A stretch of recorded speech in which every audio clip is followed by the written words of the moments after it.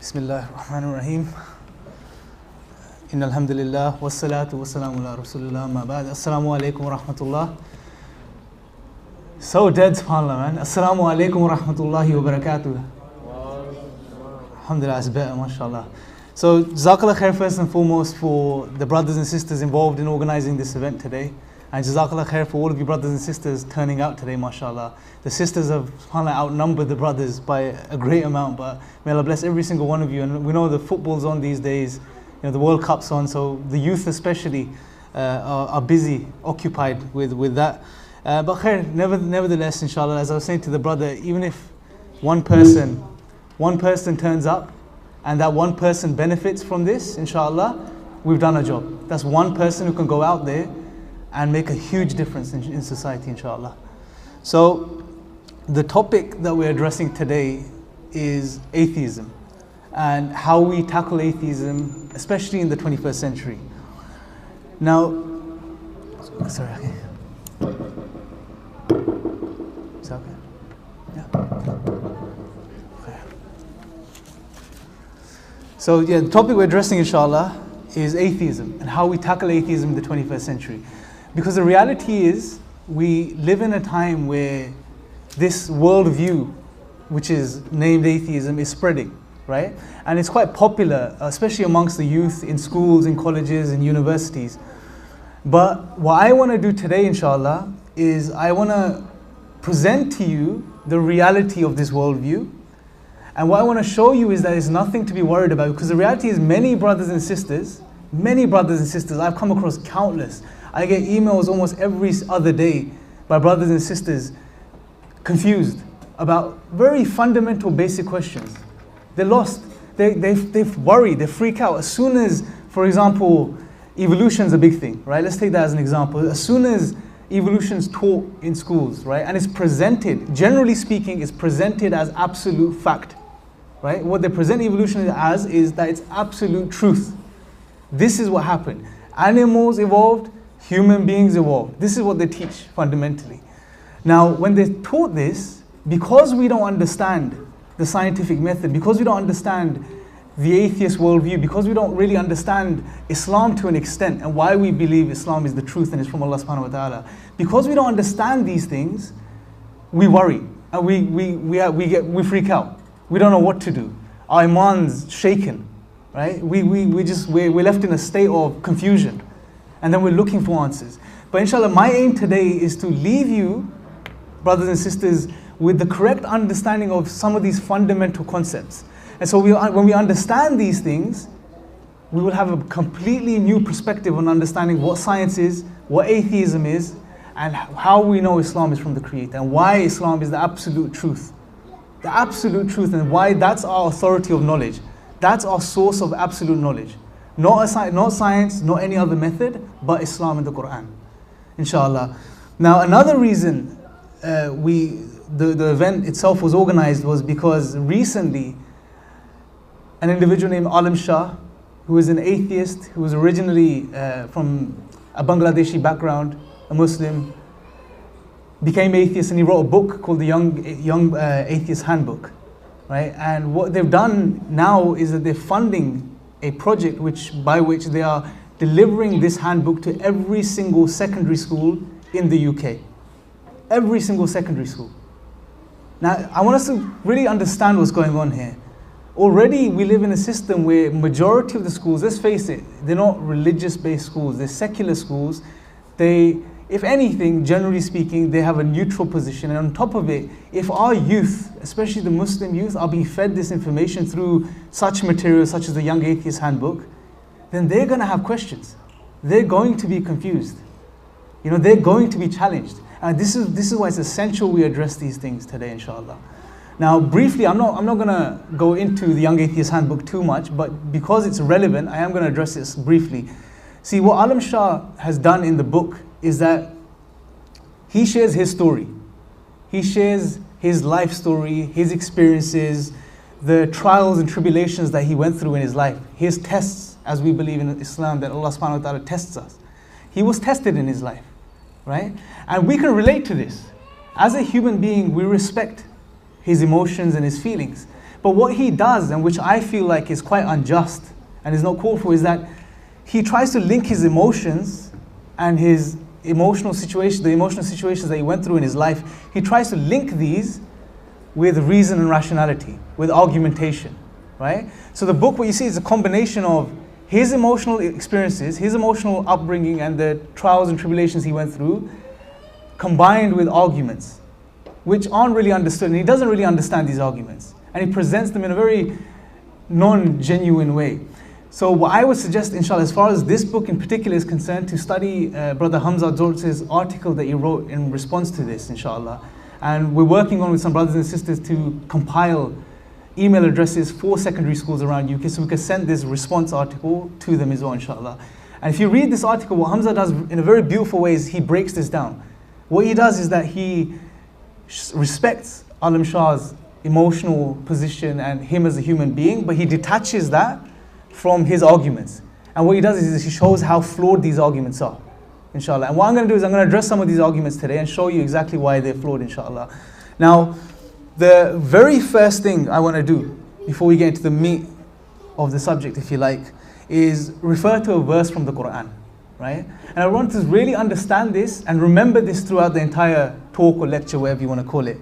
See, Allah subhanahu wa ta'ala says in chapter 2, verse 13, He says, when they are told to believe, as everyone else does, they say, should we believe as the fools do? In fact, they themselves are the fools, but they do not know. SubhanAllah, this is a profound verse. Now, in particular, this is referring to the hypocrites at the time of the Prophet ﷺ. But this verse applies. The Quran applies throughout time, throughout history. This verse really applies, because what you're going to see is, because what happens is atheism, or atheists, particular atheists, we're not saying all atheists are in the same boat. We're not saying all atheists have an agenda against Islam, right? But they are particular individuals, particular atheists who have an agenda, who have a motive to attack Islam in particular and to break it down, right? And to put shubahat in the hearts and minds of Muslims and to confuse them. There is this agenda amongst certain people. What I want to show is that if you break down atheism, you really understand what atheism is, what you would see, inshallah, is that it has no basis. It has no basis. And as I normally say, if you like, and this is not disrespect to any atheist, but it's see, we respect human beings and individuals, but we don't have to respect ideas, and especially if they're false. We have to, as Muslims, break them down and present the truth, right? And atheism, in reality, it's an ant in the disguise of an elephant. It's an ant disguised as an elephant, right? You have individuals such as Richard Dawkins and Lawrence Krauss and all of these people. Who knows Richard Dawkins? Yeah. Who's heard of Richard Dawkins? A couple of brothers, mashallah, right? Now I would say he's an anti-theist, right? He's very, very staunch. He's very aggressive, in particular towards Islam. Very aggressive. But when you see the reality of atheism, what you'll notice is what they believe has no basis. It's empty. And the first thing I want to do is I want to detach atheism and science, right? What tends to happen, or what the notion or the narrative out there is, that science and atheism go hand in hand, right? We have science. This is what they say. We have science, therefore we don't need God. We know how things work, we don't need the why, right? We know how the rain clouds form and the rain forms and how it rains. We know how the water cycle works. We know how the human body functions, therefore we don't need God. This is the narrative. This is the trap that's being laid out there for us. This is a trap that's been laid down out there for us. But when we understand what science is, what we will see is that it's a beautiful method and it's just being hijacked. It's just been hijacked by particular individuals who are trying to use it against theists, against Islam in particular. So what is science? Let's have a look at science quickly. Science is a method, right? Bertrand Russell, a philosopher of science, he describes science as an attempt to discover by means of observation and reasoning based upon it particular facts about the world. This is what he says. So in essence, what he's saying is that science is a method that human beings use to try to come to particular facts about the physical world around us.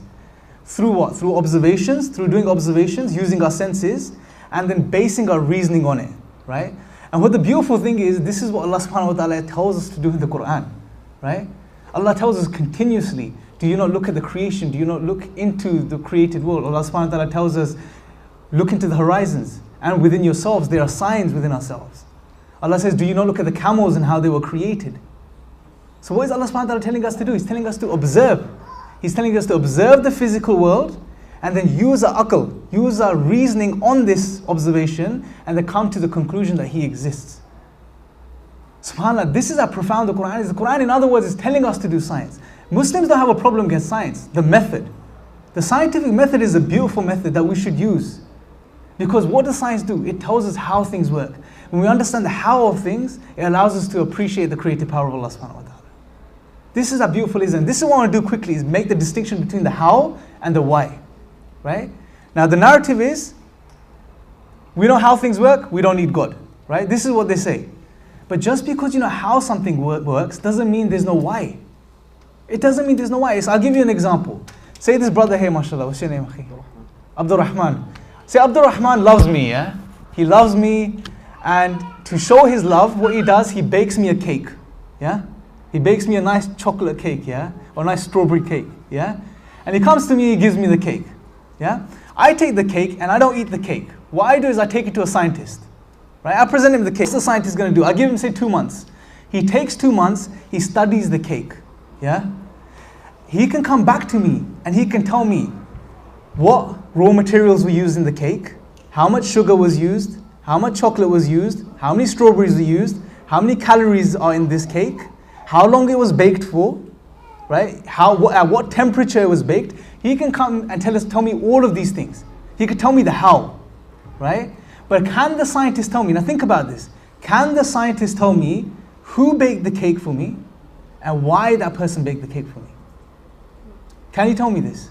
No. Beyond the scope of science.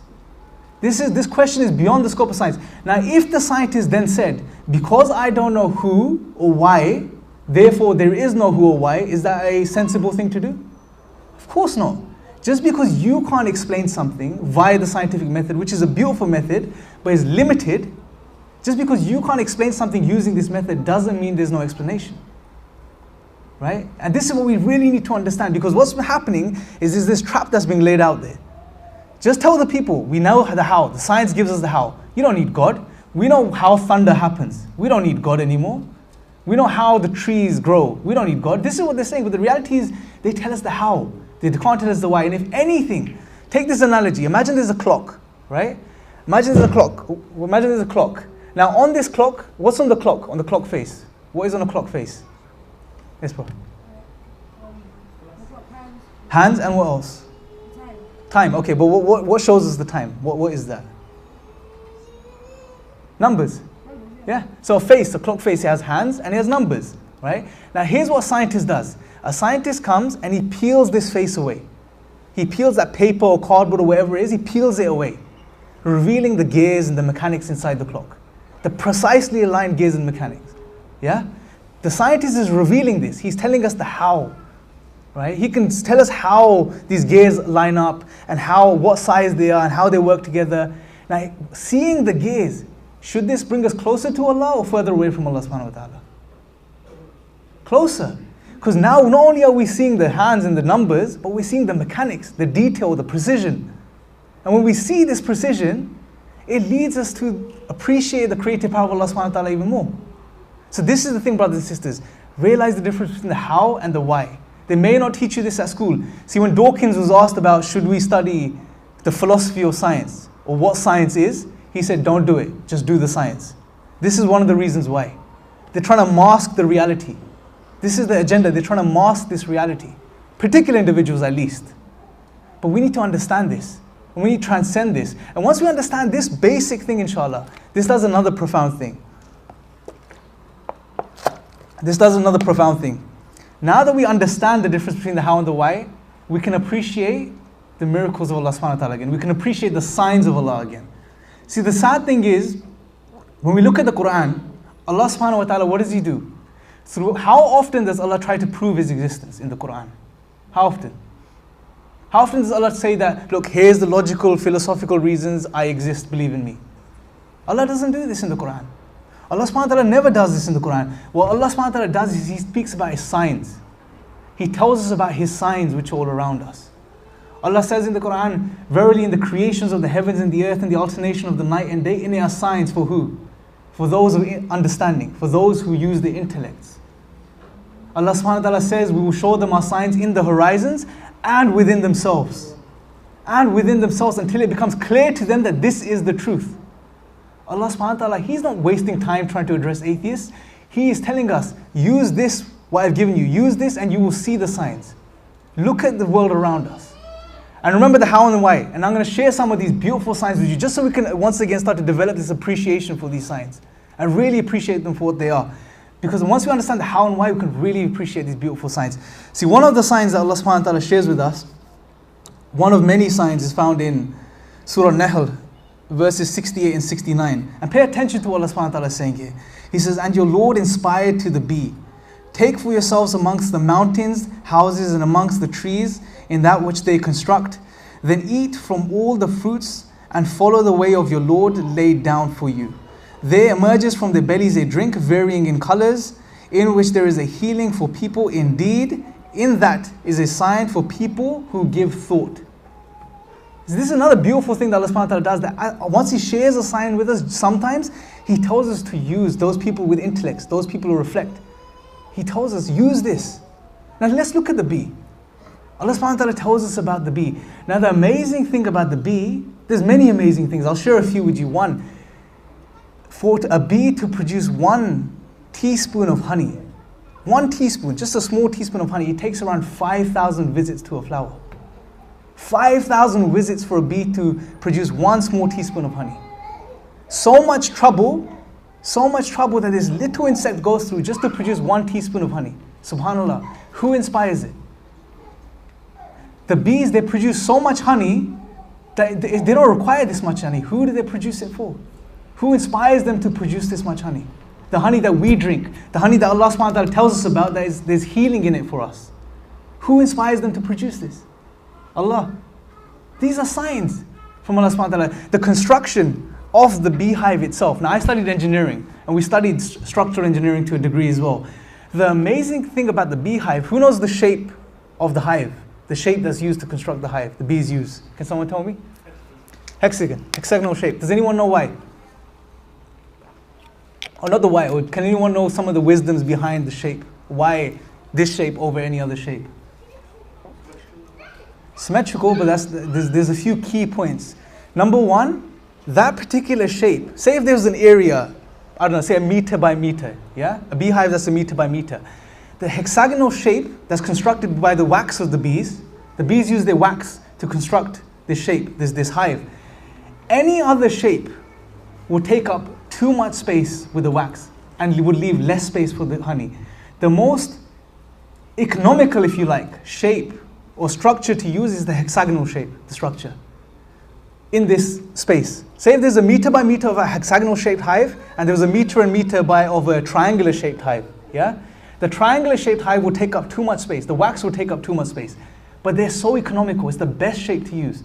Not only this, structurally, it's the most sound shape. If you look at the strength to weight ratio of this particular shape, it's the most sound. It's the most strong. It's the strongest shape to use. Who tells the bee this? The bee is no bigger than the tip of our fingers. It's no bigger than the tip of our fingers. If a human being, we took centuries coming up, so when we look at structural engineering, we took centuries to come up with the best shapes to use in construction. That are the lightest but the strongest. But who inspired this bee that's smaller than our fingertip? Allah. Allah did. Not only this, if we look further, the hive itself, it's not straight. You know the hive, the hexagonal shape doesn't go straight through. It's tilted. It's slightly tilted so the honey doesn't run back out of the hive. SubhanAllah, sign after sign after sign. Just from the bee. And this is the thing, when we read the Quran, we shouldn't just superficially read the verses. May Allah allow us all to do this, to ponder upon the Quran more. Because when we read each verse, we need to study these verses, ponder over them, reflect over them. Because when we do, it truly allows us to appreciate the creative power of Allah. It allows us to submit to Allah even more. When we see these beautiful miracles that surround us. Let's look at another one. I'll share another one with you. Allah subhanahu wa ta'ala says again in Surah Nahl, verse 4. He says, خَلَقَ الْإِنسَانَ مِن نُطْفَةٍ فَإِذَا هُوَ خَصِيمٌ مُبِينٌ. Allah subhanahu wa ta'ala tells us that He created, and I'm paraphrasing the words, He created mankind from a drop of semen, a drop of fluid. And this very human being instantaneously stands in front of Allah as a contender. Instantaneously stands in front of Allah as an adversary. And this is such a beautiful verse because not only does it give us a sign, but it gives us a means to appreciate that sign as well. And it also addresses these people, certain atheists, who have maintained or reached this arrogant position. I don't need God. What's God done for me? Right? But look at what Allah subhanahu wa ta'ala is saying. He reminds us of our origins first. Where did we come from? A drop of dirty mixed fluid. Think about this. See this bottle. See, if it condenses in a little while because of the heat, there's some droplets in the top of the bottle. You are nothing more than a drop.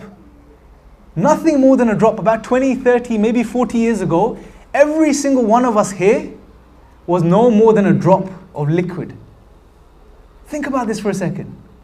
And now so many years later, you're sitting here, a fully functioning human being who has the ability to think, who has the ability to ponder, who has the ability to reflect, who has the ability to understand, who has the ability to talk and communicate, to feel happy, to feel sad, to feel sorry, to empathize, to do all of these things. Who brought us to this place?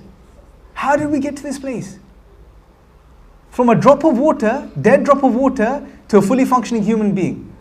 All you need is time, 20, 30, 40, 50 years. How does that happen? SubhanAllah, when we ponder upon this, how can science, again, think about this, the how and the why. Let's apply it here. How? Fine, science can tell us some of the how. Right? How a drop of fluid turns into a fully functioning human being. Can the science tell us the why? Can't tell us the why. Now does that mean because it can't tell us the why, there's no why? Of course not. Of course not. To claim that there's no why and we're just here by chance, we're just the product of this blind, random process, just stardust, that's just happened to go through this blind and unconscious process, and we've ended up as fully functioning human beings that are conscious. To claim that this happened like this is crazy. So hopefully by now you're starting to see some of the flaws of claiming that Allah subhanahu wa ta'ala does not exist. To even think that Allah doesn't exist renders us silly, renders us fools. And this is what Allah tells us. They say, should we believe as the fools believe? They are the fools, but they don't know it. And they're trying to delude us with the lies that they're believing. SubhanAllah. This is a profound. And another amazing thing about this verse, another beautiful thing about this verse is, understand arrogance.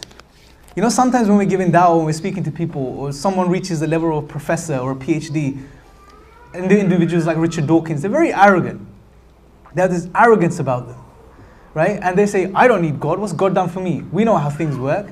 But this verse, what does it tell us? Look at your origins, mate. Look at where you came from. You were a drop of liquid. And now you're standing in this position, you think you know everything. You don't know anything. You didn't bring yourself here. You didn't create yourself. So humble yourself. Because this arrogance is doing nothing but destroying you. SubhanAllah, and it allows us to appreciate this. And once we understand this, and it humbles us, once we humble ourselves, then again, another means to turn back to these verses and understand what Allah subhanahu wa ta'ala is telling us. Understand what Allah subhanahu wa ta'ala is sharing with us. So hopefully, inshallah, that sort of clarifies the thing. And another point I want to make is that a statement that Numan Ali Khan, I heard him say recently on one of his lectures, he said that our da'wah in the 21st century these days is free of the Quran. We don't use the Quran in the da'wah. We use philosophical, logical argumentations, and that's it. I was guilty of this myself, initially when I first started. All we're worried about is meeting them on their level, which is important. We need to understand the tools that they use. They use philosophy to understand these things, but realize that their cut-off point is this philosophy, is their minds. They don't believe in anything higher, and they're limiting themselves. We have Allah subhanahu wa ta'ala. We have the ultimate source of knowledge, right? This is what we need to understand. We need to turn back to the Quran. We need to use the Quran. We don't use it. We use logical, rational argumentations. Fine. You'll make someone believe in a God. Defeats the purpose. They'll say, okay, I believe in God. I'm going to live my life as I want to live. I don't need to do anything special. I'll carry on drinking. I'll carry on partying. I'll carry on fornicating. And I'll carry on doing all of these things. I believe in God. That's not what Islam is. Allah subhanahu wa ta'ala has told us the best way. We need revelation. Human beings are in the need of revelation, and we need to communicate this revelation in our da'wah. Share these signs of Allah subhanahu wa ta'ala with them. Share them because they're profound and they appeal to the fitrah. They appeal to the aql, that we understand these things and we can appreciate these things. SubhanAllah. Now the next thing, inshallah, I want to move on to is one of the most common arguments made by atheists. And I think this is pretty much the only argument that atheists put forth. And that's the problem of evil, right? Probably many of you have heard it here.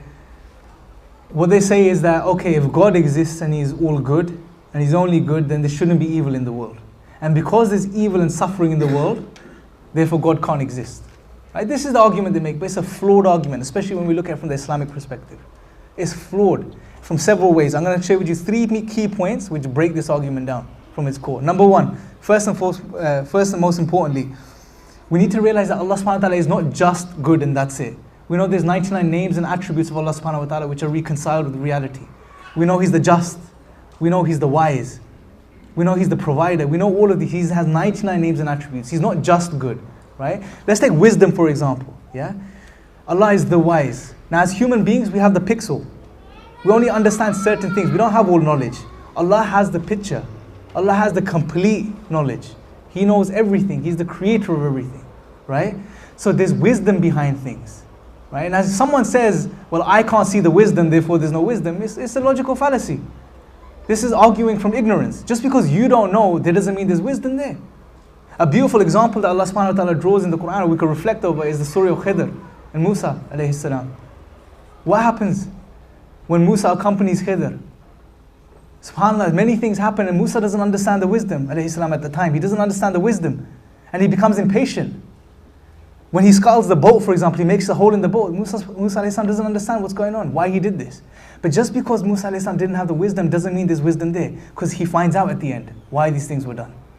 So we need to explain to them, just because you don't understand the wisdom doesn't mean there's no wisdom there, right? So an analogy you can give is that, say I'm sitting at home, right? And our brother here, he comes to visit me again, yeah? Sorry, I keep picking on you, yeah? But he comes to visit me, yeah? And he's sitting down, I bring some tea for him, yeah? And he's sitting there and he hears screams coming out of one of the rooms in my house. He hears people screaming really loud, someone screaming really loud. He says, what's going on? I said, nothing's going on, don't worry about it. The screams get louder and louder. So he goes into the room to investigate. He opens the door, as soon as he goes in, what does he see? He sees a man lying on the floor, right? And another man, he's got a knife in his hand, he's got a saw, and he's cutting the leg of the man. He's cutting his leg off, right? What are you going to think? The man's screaming, another man's cutting his leg off, what are you going to think? He's crazy. He's crazy. This is evil, yeah? He's going to run out, he's going to say, what are you doing? There's evil happening in your house. The man's cutting his leg off. But say if I told him, calm down for a second. The man whose leg is being cut off, he suffers from a disease, that if his leg is not cut off, he will die. And the man who's cutting the leg off, he is a surgeon, he's a doctor. What's going to happen? What's going to happen with you? Your perception is going to change, right? It's not evil. What are you going to think? It's not evil anymore. See? He now knows certain wisdom that he didn't know before. He now understands certain things that he didn't understand before. Yeah? And his perception changes. Just because he didn't understand the wisdom in the first place didn't mean there was no wisdom there. So if he had jumped to the conclusion that this is evil and I believe it's evil and that's it, that's fallacious. He's just selling himself short. He's doing injustice to himself. So that's point number one. Point number two is that there's another assumption, and the assumption is that Allah has no reason to permit evil in the world. He has no reason to punish people in the world. But we need to realize that from the Islamic perspective, what is this life? Are we here to have a party? Are we here to have a party? No. Are we here to have fun? No. Where's that? That's paradise. That's Jannah, inshallah. May Allah bless us all and allow us to attain Jannah, the highest levels of Jannah, inshallah. But that's where there's peace, there's tranquility. This life is a test. Allah told us He created this life to test us. Test which of us are best in deeds. We're not here to have fun. And this is the problem. See, when the atheist approaches the theist, or the Muslim in particular, he comes with the mindset there's nothing beyond this life, right? So that's his presupposition. That's his basis that he comes with, that there's nothing beyond this life. So he doesn't understand when he sees evil in this world, when he sees trials and tribulations in this world. He can't appreciate this. So we need to make him understand that, look, from our perspective, this life is a test, no problem. We're here to be tested. We're going to be tested. And finally, and this is the most important point, is that the atheist has no basis to even ask the question or suppose something is evil. Right? And this is something I want us to understand. If an atheist comes and he says, this is objectively evil, this is wrong, this is absolutely wrong, what basis does he say that? What basis does he have to claim something is absolutely wrong or evil? Nothing. If he denies Allah subhanahu wa ta'ala, if you deny God, you have no grounding to validate objective moral values and duties. You have no grounding to claim something is absolutely right. What grounding do you have? You have nothing. Because in the absence of God, think about this. If you deny Allah exists, what are we? We are an accident. We are an accidental biological byproduct of a lengthy evolutionary process. We're here by chance. We weren't supposed to be here. Accidents don't have any meaning or any purpose. You can't claim something is right or wrong. We're not moral agents. We're just accidents. We've just evolved. That's it, according to them. We're animals. What difference does it make, if I slap the brother or he kicks me? Why is that wrong? On atheism, there's no reasons to believe that's wrong. So they have no basis, they have no grounding to even make the judgment in the first place. So one way you can approach is whenever they come to you and say, why is this evil happening? To ask them, is this actually evil? Do you believe this is absolutely evil? Because if it is, then you're supposing God. Because in the absence of Allah subhanahu wa ta'ala, you can't claim anything's objectively evil anyway. What do you have to fall back on? Social consensus or evolution? Let's look at these briefly. What does a social consensus mean? In the absence of God, how do we come to good and evil, right and wrong? One option is social pressure, meaning society comes together and determines what is right and what is wrong, right? Society comes together and determines what is right and wrong. Is this objective? Is this absolute? No. It's subjective. It's based on what these particular group of people think, right? Imagine a group in the UK and there's a group of people in India, yeah? 20 people in the UK, 20 people in India. The 20 people in the UK, they believe it's good, it's objectively wrong to cut your hair on a Thursday, for example, yeah? The group in India believe it's objectively wrong. No, it's absolutely right to cut your hair on a Thursday. Who's right? Who's right? None of them. It's their subjective opinions. It's one group's subjective opinions versus another group's subjective opinions. There's no absolutes in the absence of God. So the very fact that they claim something is objectively evil, objectively wrong, objectively bad, absolutely bad, that necessitates Allah subhanahu wa ta'ala. That proves Allah exists. I wouldn't use the word proof because Allah is necessary. Allah subhanahu wa ta'ala is necessary. You don't even need to prove Allah. He is necessary for us to even use or claim objective morality. So inshallah this hopefully helps. And in the Q&A, if something's not clear, we can address it further inshallah. So that being the problem of evil, and that's the most common argument. Wallahi, brothers and sisters, I've been doing this for a while. The biggest argument that they will bring to you is this. If God exists and He's good, why is there evil? And from an Islamic perspective, it's a flawed argument. There's no basis to it. So the problem of evil is not really evil from an Islamic perspective at all. Because once we understand these three base assumptions. So the next thing I want to point out, and I want to break it down. And before we do this, remind ourselves once again of the verse. Where Allah subhanahu wa ta'ala tells us, when they're told to believe like the others believe, they say, should we believe as the fools believe? But they are the fools and they realize it not. Remember this, brothers and sisters, remember this verse, because this is the reality of this worldview. This is the reality of maintaining Allah subhanahu wa ta'ala doesn't exist, or even to claim such a thing. You leave yourself, you render yourself a fool. And again, I have no disrespect towards atheists. Some atheists are amazing people. They're very nice people, very kind people. Atheists can do good. We're not saying atheists can't do good if God doesn't exist, but they cannot validate it. They cannot ground good and evil, right? And it's the worldview which is flawed, and that's what we're discussing today.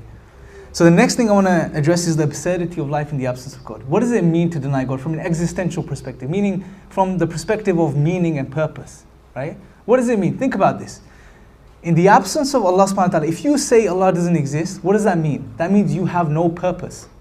You have no ultimate purpose. Accidents don't have a purpose. Has an accident ever had a purpose? Think about this. You know when you say you got a glass of milk and you walk into your room, you drop it, you smash the glass. Was there a purpose behind it? You just dropped the glass. It's an accident, it happened. Do you see? So accidents don't have a purpose. They can claim purpose. Normally when you ask an individual, what's your purpose, what's your ultimate purpose? They say, I want to be a doctor, I want to be an engineer, I want to be a scientist, I want to be an astronomer, I don't know, many things, right? I want to do charity work. But you got to remember, this is purpose that we give ourselves. This is purpose we give ourselves as human beings. It's not absolute purpose. All we are is an accident. This is what they're claiming. They're claiming that they are just accidents, accidental byproducts of a lengthy evolutionary process, nothing more. Here today, gone tomorrow. In the absence of God, there's no true meaning to life. There's no meaning to life. How can you claim meaning? If this brother, myself, and Richard Dawkins, If we're all going to end up in the grave, 6 foot under, we're all going to die and we're all going to become worms meat. If we're all just going to become worms meat and be eaten by maggots and worms, what does anything mean? What does it mean to do good? What does it mean to do bad? Nothing. This is why certain philosophers have said that if there is no God, then the best way to live is a selfish life. Fulfill your desires, fulfill your nafs. There's nothing to come. Live selfish, it makes sense. But we know we're more than this. We live our lives knowing we're more than this. This is the important thing. Even atheists, the way they live as if Allah subhanahu wa ta'ala exists. They can't deny this reality. Allah is necessary. But when they're asked about Allah, they deny Allah. But they live knowing what's right and wrong. They live doing right and wrong, right? They live good lives. They live kind lives, most of them at least. But when it comes to Allah, when they're asked about Allah, they deny God. But if they deny God, they deny everything about themselves. And this is why, again, emphasizing the fact Allah subhanahu wa ta'ala says, they are the fools, but they know it not. They are the fools, but they know it not. They don't know this. And instead of us falling into their traps, what we need to do is go and help these people. Because they're lost. We need to feel empathy for these people. We need to sympathize with them. Because not only are they lost, but they're lost in their own delusions. They're confused to such an extent. They've sent themselves down such a road where it's almost like they're never going to come back. May Allah guide them. May Allah guide them to the truth. But they're lost. And they're so deluded that they're sharing the delusions with Muslims. And we need to empower ourselves to not only realize the reality of what they're doing, but to go out and help them and convey the message to them as well, inshallah. This is what we need to do as Muslims. Empower ourselves, inshallah. Now, the next thing, inshallah, just briefly, or before we move on, is happiness. The next thing I want to address is happiness, inshallah. If they claim that Allah doesn't exist, no one can truly be happy. You can't have true happiness. And happiness is one of those fundamental things that we search for as human beings. We want to be happy, right? Generally, you can ask anyone the question, what do you want in life? What do you aspire for? It will always come, if you ask the why question, come down to happiness. It will almost always come down to happiness. They want to be happy. They want to be fulfilled. You want to earn money, you want a bigger house, you want a car, you want all these things because you want to be happy. You want to be happy. But the sad thing is, in the absence of God, you can chase the dunya, but you're not going to find happiness. You're not going to find tranquility and satisfaction and contentment. These people don't know this. Again, another reason we need to go and communicate the message to them. But think about this. I'll give you an analogy. Imagine you're on a train. Yeah, and you can share this with the atheists. Imagine you're on a train. Actually, you're not on a train. Imagine you're just here now, and you go home and you fall asleep. Yeah? You go home and you fall asleep. You wake up and you're on a train.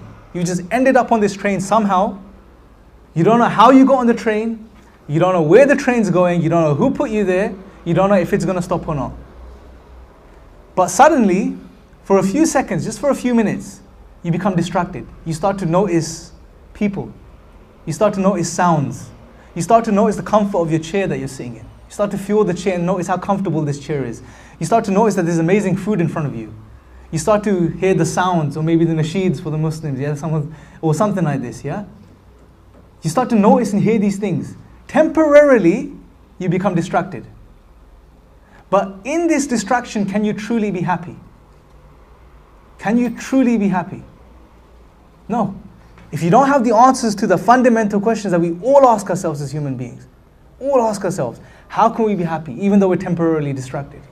We want to know, how do we end up on this train? Where's the train going? Where's it going to end up? And this is the reality of life. If you deny Allah subhanahu wa ta'ala, you're just an accident. You don't have the answers to these questions that you're asking. Another interesting point to ponder over is that if we were just a product of these blind and random processes and just evolved through these blind and random and unconscious processes, what was the need for these blind and random processes to develop the intellect to the point where we would ask these questions?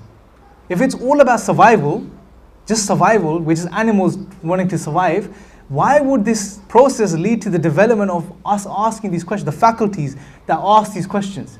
Who am I? Where have I come from? Where am I going? Why would it lead to the development of such questions which lead to depression? Even just recently, a couple of months ago, there was a 14-year-old girl. She hung herself in the park.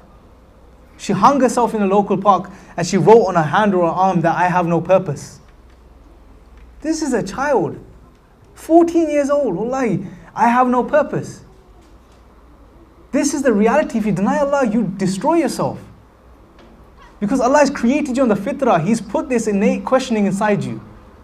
This is a mercy of Allah. He's made it easy for us. Not only does He give us revelation in the Quran, but He gives us the fitrah, which also innately recognizes Allah subhanahu wa ta'ala. But when you deny this reality, you break down. You will break down, and this is the reality. And this is why we live in one of the richest countries in the world, in the West. We have all the amenities, all the eases of life, but it also has one of the highest rates of consumption of Prozac, one of the highest rates of depression. Why? Think about this. Because we are empty. These people are empty inside. They don't know the truth. And wallahi, brothers and sisters, Allah subhanahu wa ta'ala has blessed us with the truth. Islam is the truth, and it fits the human psychology like a glove. We need Islam. And these people need Islam as well. But they're misinformed. The media is pumping this crazy narrative about Islam. On top of this, us Muslims who know the truth, who Allah has blessed to be practicing, we're not going out and sharing this message. Who's going to be accountable? Wallahi, brothers and sisters, think about this today. Who is going to be accountable on the Day of Judgment for these people? These people like this girl who committed suicide and hung herself, who was 14 years old. Who's going to be accountable for the thousands of children and teenagers who are being divorced from God? The society is divorcing God from the reality, God from life. These people who are being misled, who are misinformed, are ending up depressed, ending up committing suicide. Who's going to be responsible for these people? Who's going to be asked? We're responsible, ikhwan. We are responsible. We have this duty. And Allah subhanahu wa ta'ala tells us throughout the Quran, communicate the message, call people to the truth. Call people to the way of your Lord. Share this message with people. And it's a duty upon us, brothers and sisters. And one of the things I wanted to achieve, inshallah, by the end of this talk is one thing. If you leave with one thing today, is that realize, one, we have no reason to be worried or frightened about the atheist worldview, or that, oh my God, science, or anything like this. We, if anything, need to understand that we've been blessed with this position to help these people. Help these people who are confused and lost. Because they need help. They need guidance. They need the truth. SubhanAllah, I was recently listening to a lecture on the Prophet ﷺ. If you look at the concern that the Prophet ﷺ had for these people, in the narration, in the hadith, I think, where the Prophet ﷺ, he tells us that the parable of, or the comparison of me and you is that you're like moths that are flying towards the fire. You're like moths that are flying towards the fire, and I'm trying to stop you. I'm trying to stop you. And if I can remember correctly, I think it was Numan Ali Khan who mentioned that the Prophet ﷺ, when he shared this, or when he spoke of this narration, he was crying. He was worried. We know Allah subhanahu wa ta'ala addresses the Prophet ﷺ and tells him, are you going to be worried to the extent where you're going to kill yourself? You're going to destroy yourself over these people. We need to have concern for these people. We need to be worried. Yes, we need to take care of ourselves. We need to worry about ourselves and where we're going to end up. But we need to also share the message with these people the best we can, as little as we can. So what I'm saying is, don't only be defensive, but be on the offensive, in a positive way. Go and share the truth with these people. They need it. They need it, wallahi. And inshallah, the last thing I want to conclude, and the one final thing I want to share with you guys, is how far this rabbit hole goes. Yeah? How far this hole goes. Let's recap quickly. Deny God, what happens? You deny God, you have no purpose, you have no meaning, you have no true happiness, you're lost and you're confused, you don't know anything really. You have no knowledge, you have no truth. Not only this, but you deny your basic faculties. Something as human beings that we use and we take for granted is what? Logic. We use our intellects, we use logic. Yes? This is one of these things. Logic is a basic thing we use. When we're crossing the road, when we're going downstairs, when we're having a bath, anything we do, we use logic. Right? We know, okay, this is not going to be safe, this is not going to be good. We use our ability to use logic and come to these conclusions. Right?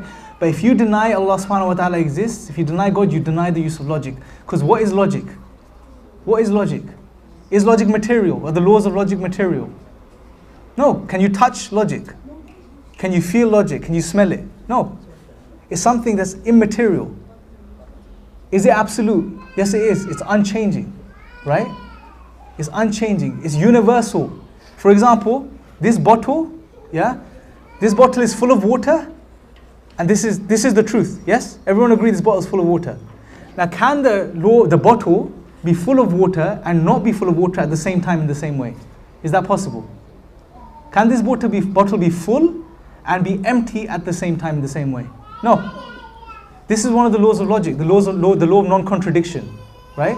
The law of non-contradiction basically states that A cannot be A and not be A at the same time. So the bottle cannot be full and empty at the same time, right? And this is universal, this is unchanging. How can you validate this law in the absence of God? How can you account for a law that's immaterial, universal and unchanging in the absence of God? Remember, it's all accidental. It's all the product of blind random process.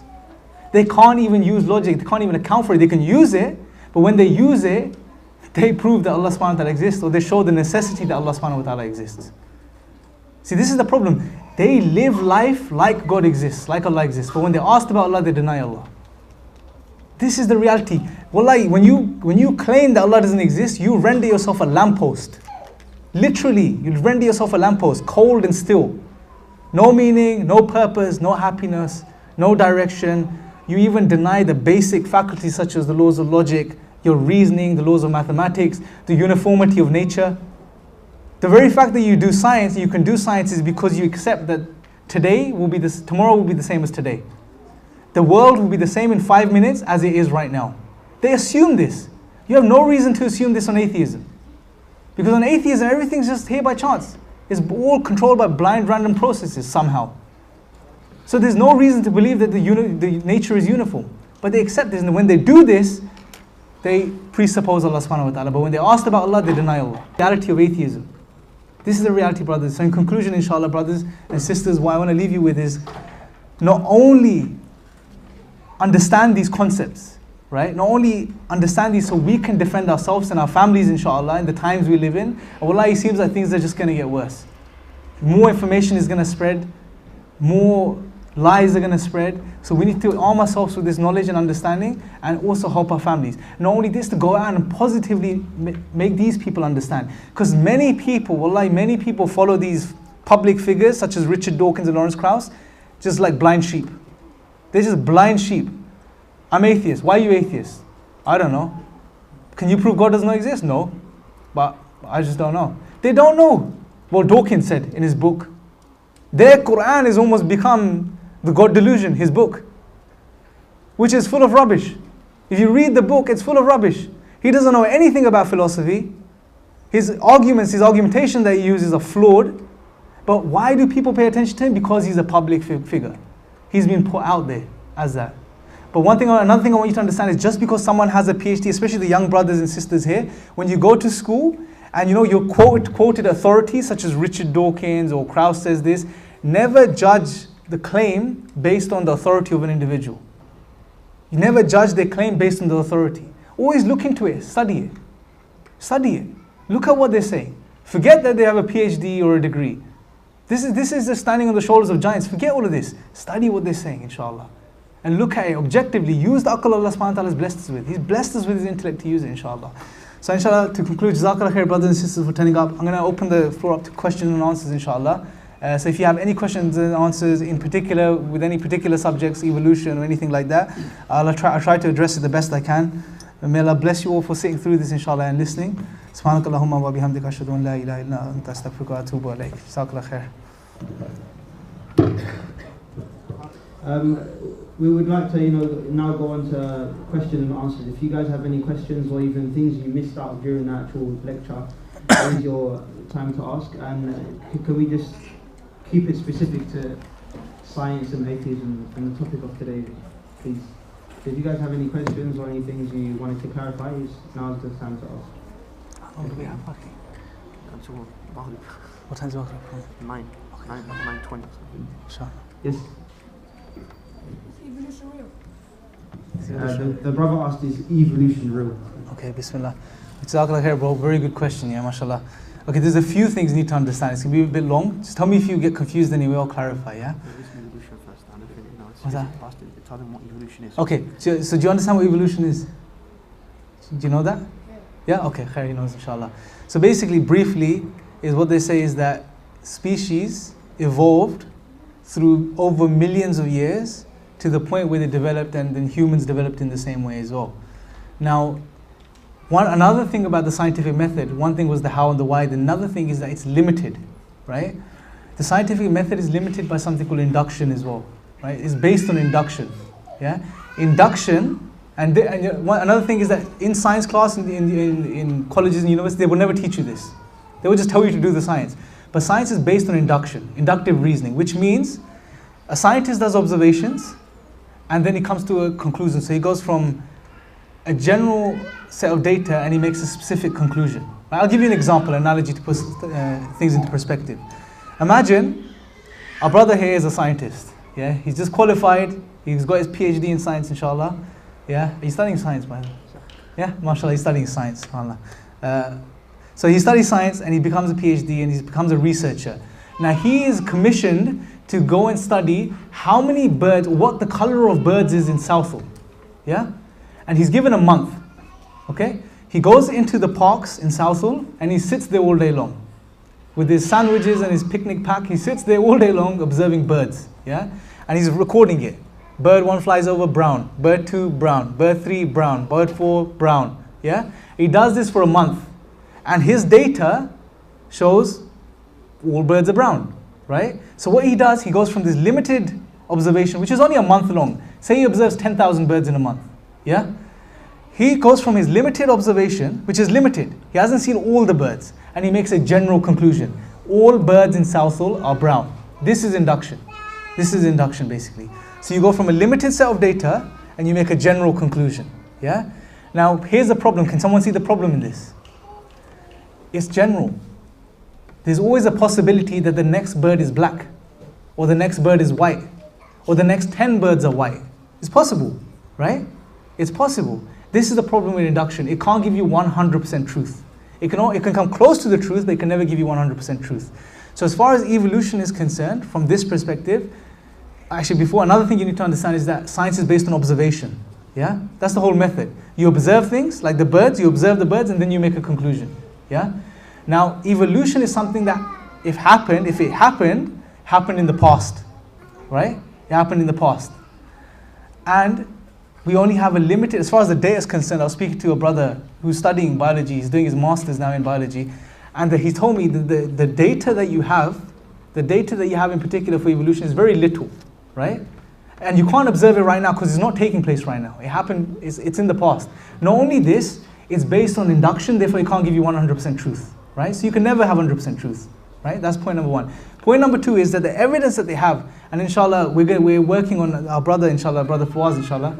If you want more detail at the end, please talk to him as well. He can give you more information as far as the evidence is concerned. But he's going to be writing a paper, and if you make a note of this, if you go into London Dawah Movement on Facebook, on the Facebook page, there will be a paper that's up, inshallah, soon in about a month or two's time, which addresses evolution and breaks it down in a very academic way, inshallah. But the point is that this evidence that's there is very little, and what happens is that there's an inference that's made. Now look, remember what Bertrand Russell said? He said observations and reasoning based upon it, right? So here's what they do. They've got fossil, yeah? They've got these fossils. Now what they're doing is they're looking at these, and they're saying, let me see now. This fossil, maybe this fossil developed into this evolved into this, and this evolved into this. And there's huge gaps in between, huge gaps, right? And they're inferring, so they're coming to a conclusion, they're inferring a conclusion. Doesn't mean it's absolutely true, right? Another beautiful point that Fawaz made was that imagine if Darwin, you know Darwin who came up with the theory of evolution, right? If Darwin never came up with this theory, right, and they just had this data in front of them, that's it, they would never be able to come to the conclusion that this evolved from this. The reason, see, this is the thing, it's presuppositions. If you presuppose that Darwin was right, then your bias is going to make you make that conclusion, right? But if that information wasn't there, it's very unlikely that it will come to the information. So what he said basically, if you just solely go by the evidence of science, you can't definitively conclude that it happened or it didn't happen. There's not enough there. But obviously the ones who have an agenda, particular individuals like Richard Dawkins, they will tell you evolution is 100% true. Based on what? Based on what he's saying, that's it. And he even says in a video interview, and it's on YouTube, he says clearly that if your agenda is to cure religion, then you have to make them believe that evolution is true. This is what he says. It's on record. There's a video on the London Dawah Movement YouTube channel refuting Dawkins in 1 minute. Brother Sabur, he goes through this and we play his clip and he says this clearly. This is his agenda. This is what he's trying to push down the throats of people. Doesn't mean it's absolutely true. Hopefully that clarifies that point, inshallah. Any other questions, inshallah? There's a brother. What does the brother have to say about Osama Hussein and his? Speak a bit louder. I'm just asking, what does the brother have to say about Osama Hussein and his position on evolution? I haven't studied it, bro, so I won't be able to tell you, inshallah. Hassan, you know the Sahib Hassan's son who says that, What does he say, bro? well, he says that from an Islamic perspective, Yeah. that we could have evolved from apes. Yeah, I personally don't maintain that position, right? I know, No, yeah, inshallah. Okay. I really don't know how he comes to this conclusion, but as far as I understand, the most sound understanding, or at least my perspective, I can't speak for everyone else, is that I believe that Allah subhanahu wa ta'ala created human beings with his own hand. As he says in the Quran, that he created Adam alayhi salam with his own hands, right?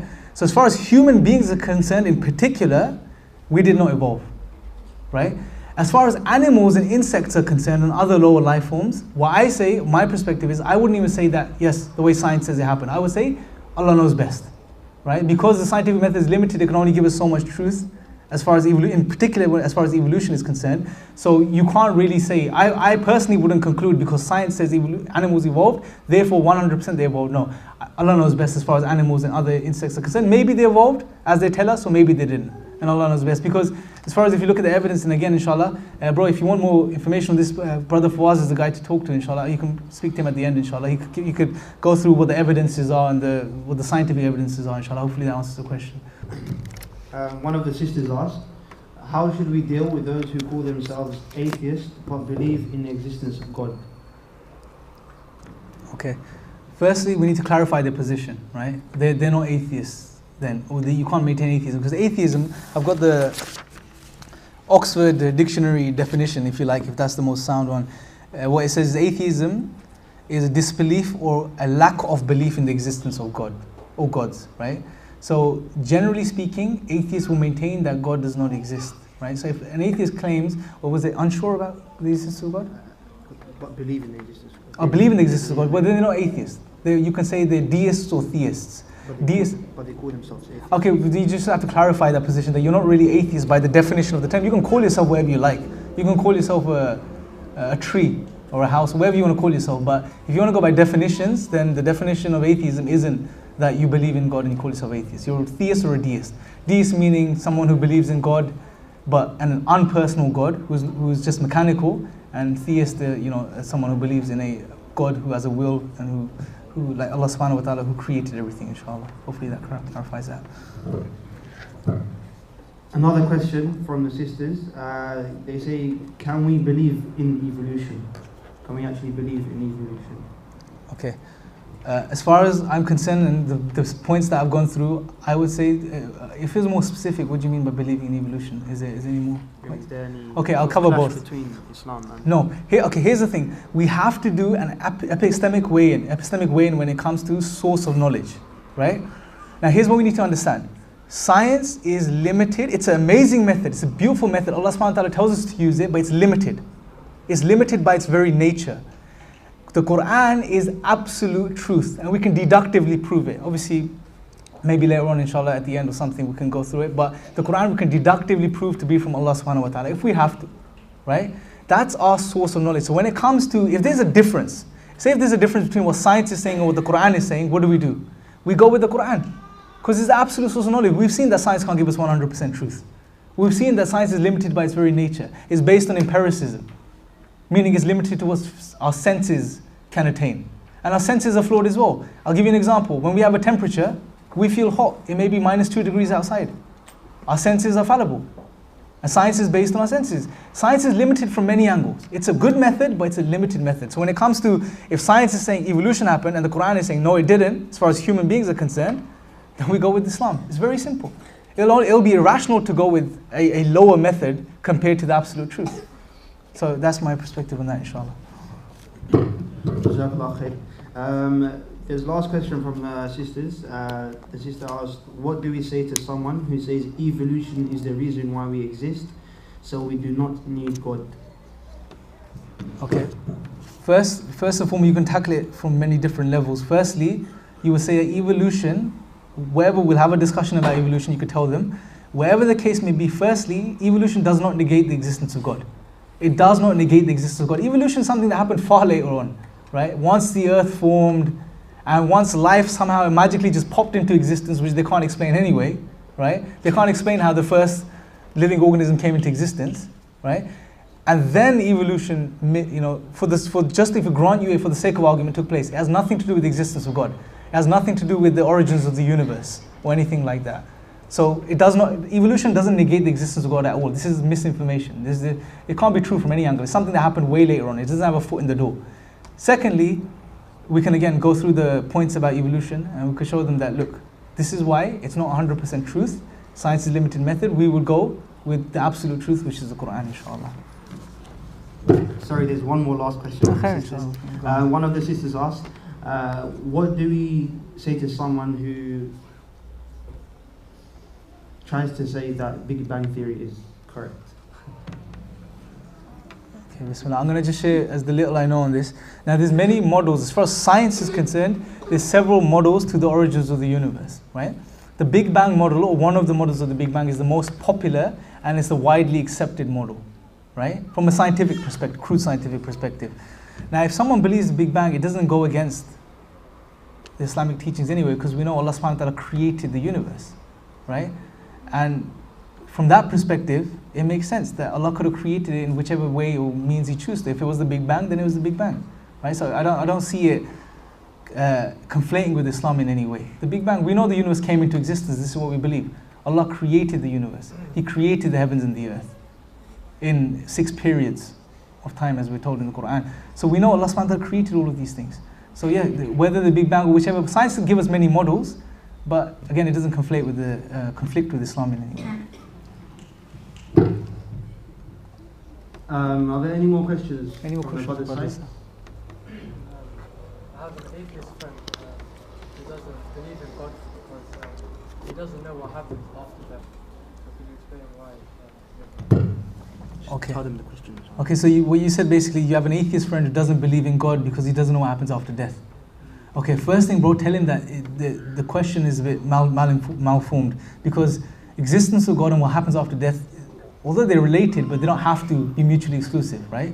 Existence of God is one thing, what happens after death is another thing. Second, you can tell him the Islamic perspective what happens after death, right? We're judged, day of judgment, and then there's either Jannah or Nar, heaven or hell, one of the two, right?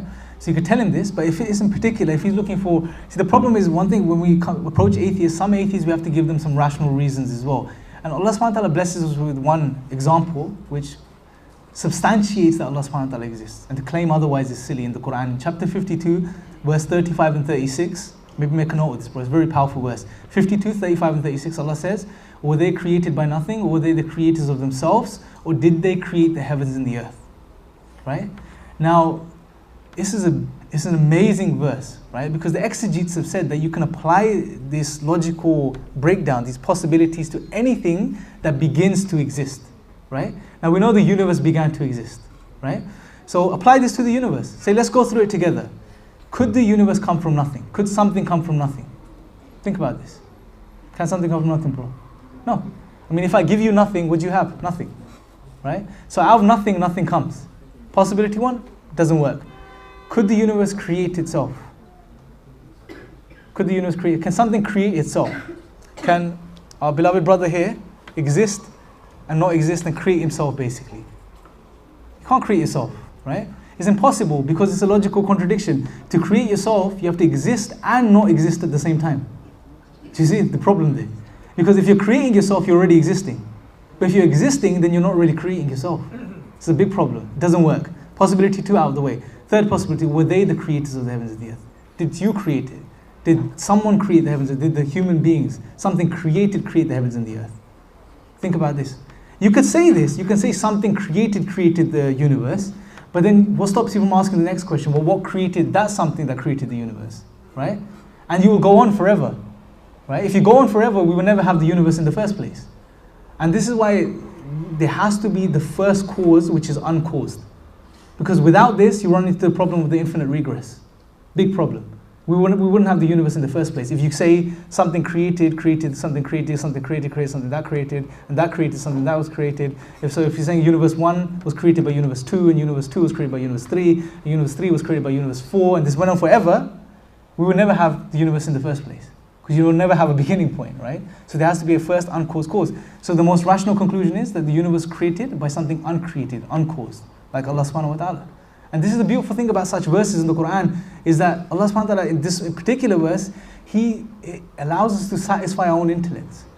Because we go through the possibilities, created by nothing, doesn't work. Self-created, doesn't work. Something created creating something doesn't work. Therefore it must be created by something uncreated. Simple, khalas. There's no other way around it. So inshallah, hopefully this will be a good argument you can use or share with them from the Quran itself, inshallah, that can clarify things for them, inshallah.